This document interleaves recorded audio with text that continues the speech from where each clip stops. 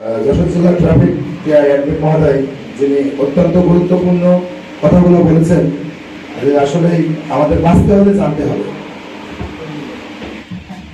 বাঁচতে হলে জানতে হবে। সে লক্ষ্যে বাঁচতে হলে যদি জানতে হয়, আমাদের ওই আমার তো মাইক লাগে না বাঁচতে হলে যদি জানতে হয়, তাহলে আমাদের ওই চালকের রাস্তায় সড়কে যতগুলো আইনের ধারা আছে এগুলো আমাদেরকে শিখতে হবে। তা নাহলে সড়কের নিরাপত্তা এবং পুলিশের সাথে প্রতিদিন আমাদের যে বিহেভগুলো হয়, যে পুলিশের উপরে যে ধ্যান ধারণাগুলো হয়, এগুলো আসলে দিন দিন বেড়ে যাচ্ছে। এই শিক্ষার অনুভূতি থেকে আমাদের জেলা ট্রাফিক সার্জন, আইনপুলিশ ট্রাফিক সার্জন বিআরটি আছে, তাদেরকে সমন্বয় করে আইনের ধারাগুলো আগে আমাদেরকে সচেতনতা তৈরি করতে হবে। কোন ধারায় কোন জায়গায় গেলে সড়কে দুর্ঘটনা ঘটে, কৃষির জন্য, সড়ক ইঞ্জিনিয়ারিং এর জন্য হয়, পথচারীর জন্য হয়, এবং পশু পাখির জন্য হয়, নিজের অবহেলার জন্য হয়, অক্লান্ত পরিশ্রম নিয়ে শরীর ড্রাইভ করলে হয়, যদি মাদক অবস্থায় গাড়ি চালান সেই ক্ষেত্রে হয়। তাদেরও শুধু পুলিশের মামলা দেয় পুলিশের জায়গা থেকে না, রাষ্ট্রের তারা কর্মচারী। আমরা একটা জায়গায় একটা মালিকের কর্মচারী। যানজট অবস্থা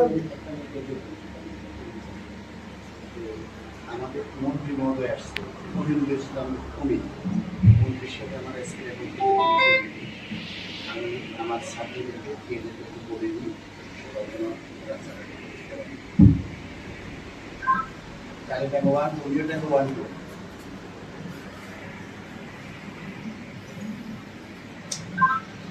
চারি টাকা ওয়ান, 15 টাকা ওয়ান।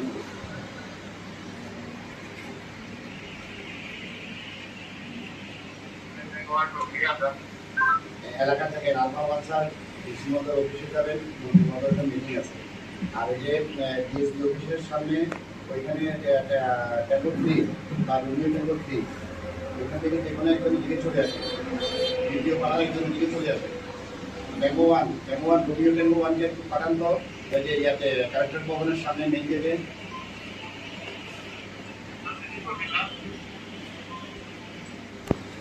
আমি আসি যেগুলো বলছি আপনাদের ভালো লাগছে?